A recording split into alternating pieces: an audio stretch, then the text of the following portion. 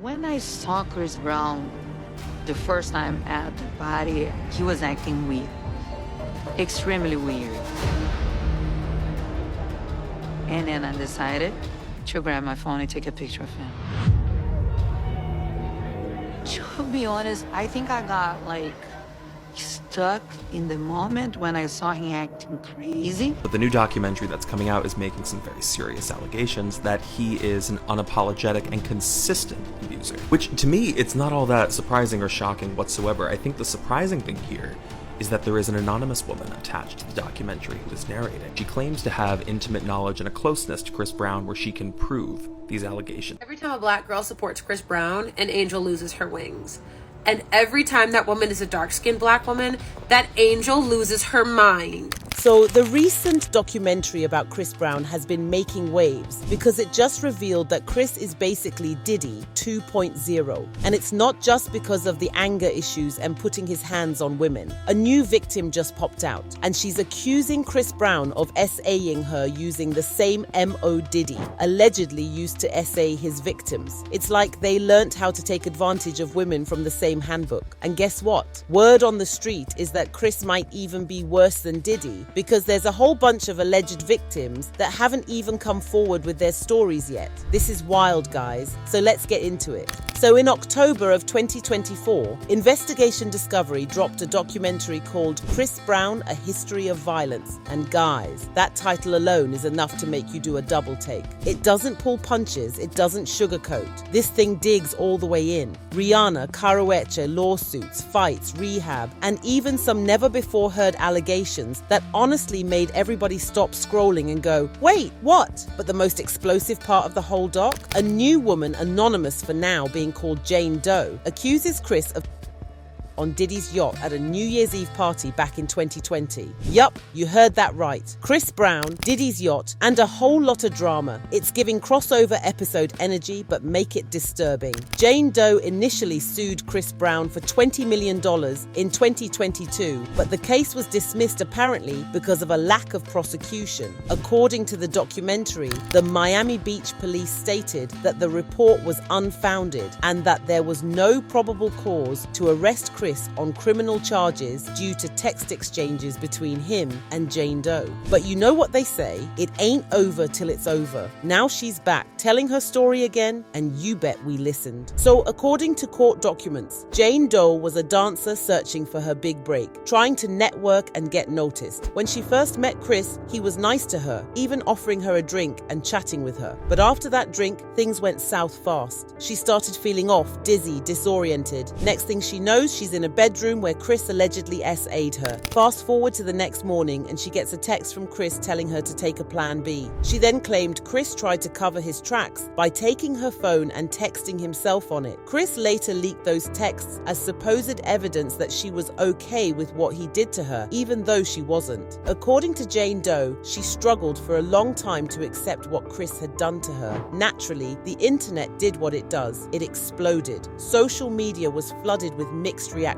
Some people were like, I'm not surprised. Others were still in denial. And then there was a whole section of the fandom trying to downplay it like, let's wait for the facts, or, but he's so talented. But let's be real for a second. This isn't Chris's first controversy. Dude has a history. Remember what went down between him and Rihanna in 2009? That wasn't a small oops. That was a full-blown felony. And sure, he apologized. Did community service, rehab, the whole 9 yards, but the pattern didn't stop there. In 2011, he trashed his dressing room at Good Morning America and shattered a window because he got asked about Rihanna. I mean, it's not like he didn't know they were going to bring it up. If he didn't want to talk about her, why did he agree to the interview? Fast forward to 2013, and he allegedly threw a brick through his mum's car window during rehab. Like, even his mum wasn't spared from his creepy behavior with women. Then there was the whole standoff with the LAPD in 2016 after a woman accused him of pointing a hammer at her. And don't even get me started on his history with his former girlfriend, Karueche Tran. Poor Karueche literally actually had to get a restraining order against Chris because he was going psycho on her, stalking her, threatening to unalive her and her family members. Chris also has a history of getting into bar fights, club altercations, and lawsuits upon lawsuits. It's like the man is allergic to peace. Oh, but it gets much worse. The documentary brings up some real heavy stuff about Chris's upbringing, talking about how he grew up in a household where DV was a thing. Apparently, he witnessed his stepfather putting his hands on his mom, and that trauma may have played a role in shaping how he handles conflict today. Psychologists in the documentary explain how patterns of abuse can continue if the trauma isn't properly addressed. But they also say that trauma isn't an excuse, it's context, not a pass. Now here's where things get even more twisted. An artist signed under Chris Brown's label, Sage the Gemini, has also been accused of some disturbing behavior. A young woman recently came forward with reports of how Sage allegedly S.A.ed her at Chris's house back in 2017. She was 18 at the time. According to her, they met through social media and Sage invited her to a party at Chris's place. When she arrived, she was asked to sign an NDA and things went downhill fast. She claimed that after Sage S.A.ed her, Chris Brown allegedly pressured her to keep the whole thing under wraps. Sage has denied everything, but folks are giving him and Chris the side eye. And the fact that this went down at Chris's home makes it even more sus. So yeah, this documentary basically lays it all out like a courtroom exhibit. It's uncomfortable, it's raw, and it's definitely making people ask, why is this guy still getting radio play?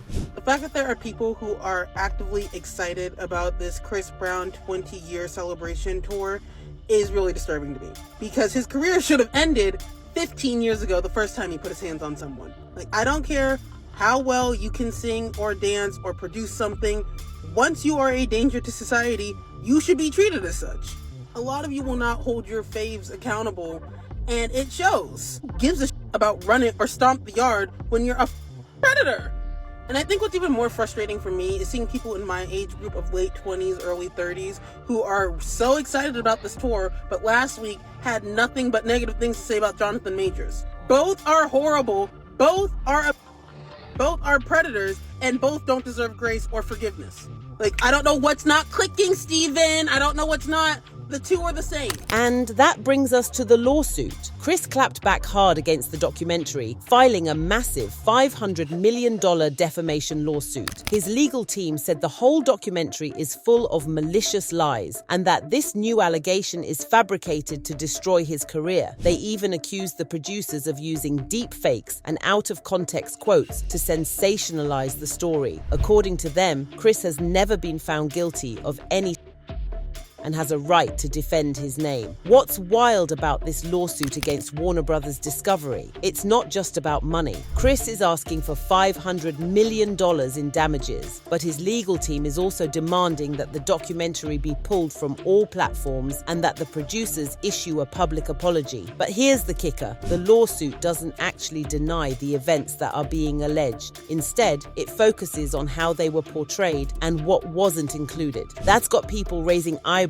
like, wait, so are you saying it happened, but they just made you look bad doing it? And look, I get it. If you're innocent, you're gonna fight back. But $500 million, that's a big swing. Some folks online are saying this is just Chris trying to silence the victims. Others think he's genuinely fed up with being painted as a villain for years. But guess what? People have been having a field day comparing Chris Brown to Diddy. And yeah, Chris is not Diddy, but you can't deny that there's a bunch of similarities there. Rumors are floating around linking Chris to Diddy, saying Chris used to attend Diddy's freak-offs and had a sort of mentor-mentee relationship with him. Back when Chris was just a little boy trying to break into the industry, Chris's folks were trying to get Diddy to take him under his wing. Chris was only 12 at the time, and he felt he had an edge because Usher, who was Diddy's mentee, put in a good word for him. However, the deal fell through because Chris was in a group at the time. Diddy would go on to recreate that relationship with Justin Bieber, and we all know how that worked out. However, even though Chris never got signed to Bad Boy Entertainment, he and Diddy maintained a close relationship over the years. And word on the street is that the relationship went much deeper than what we saw on the surface. If you'll recall, Chris was referenced in the lawsuit filed against Diddy along with Usher and Meek Mill as participants in his freak-offs. Allegedly, every time Chris screwed up, he felt confident that Diddy would bail him out and help him sweep everything under the rug. But now that Diddy is in jail, Chris is on his own. And boy, boy, is he feeling the heat. Word on the street is that the feds are onto him because he apparently has much more skeletons in his closet than we thought. One person said, twirling for Chris Brown and suing juveniles separate the art from the artist argument is so embarrassing for the guy who beat, bit and choked Rihanna and a few days later wore a $300,000 necklace saying oops to a Diddy white party and has dozens of other allegations. Imagine, but none of this matters to Chris Brown's fan base. They're out here riding hard for him, saying the media is out to get him, the documentary is biased, and the accusations are just a money grab. I hate to be the bearer of bad news, but the hate that you see for Chris Brown is only online and it's never in real life. Sorry, but ain't no documentary about his past. It's going to stop people from going to his concerts to see him sing with his shirt off and do backflips. Chris Brown been apologizing since 2009, and it's now 2024. Leave that man alone. Some even pulled the classic, but what about so-and-so? They did worse, with lots of people bringing up Diddy and his legal troubles. Diddy is currently being hit with new indictments left and right as the feds dig up more victims and more evidence that they never even thought to look for. The rate at which this case is going, Diddy might end up spending the rest of his life in jail. What makes it even worse is the silence from other celebrities. A lot of folks have noticed that when documentaries like Surviving R. Kelly or the recent stuff on Diddy hit, people were quick to speak out. But with Chris Brown, crickets. It's like people are scared to say his name. Some say it's because of his connections, and others say it's just the industry protecting their own. But either way, it's not looking good for Chris. But now I want to hear from you. Do you think Chris is being unfairly targeted? Do you believe the new allegations? Or is this just another media witch hunt? Drop your thoughts down in the comments and be sure to stick around for more juicy stories.